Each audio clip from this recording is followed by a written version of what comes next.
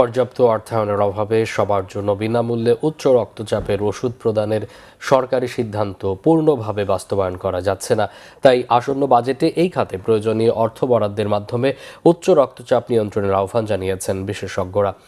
বিশ্ব উচ্চ রক্তচাপ দিবস উপলক্ষে global health advocacy incubator GHAI এর সহযোগিতায় রাজধানীর BMA ভবনে আলোচনা সভার আয়োজন করে গবেষণা ও অ্যাডভোকেসি প্রতিষ্ঠান প্রজ্ঞা।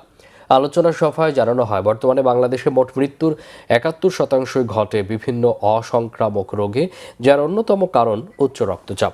উচ্চ রক্তচাপের প্রকোপ মোকাবেলায় ইতোমধ্যে তৃণমূল পর্যায়ে বিনামূল্যে এই রোগের ওষুধ প্রদানের প্রক্রিয়া শুরু হলেও পর্যাপ্ত অর্থ বরাদ্দের অভাবে দেশের সকল কমিউনিটি ক্লিনিক ও উপজেলা স্বাস্থ্য কমপ্লেক্সে উচ্চ রক্তচাপের ওষুধের নিরবিচ্ছিন্ন সরবরাহ নিশ্চিত করা যাচ্ছে না।